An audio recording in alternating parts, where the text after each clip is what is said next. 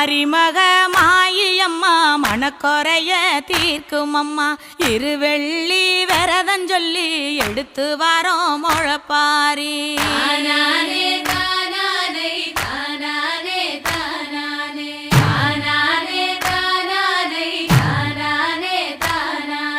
காத்து மட்டும் வந்து போகும் கட்ட பொம்மை கோட்டை போல வெயில் பட ஓல பின்னி விதைச்சு வச்சோம் முழப்பாரி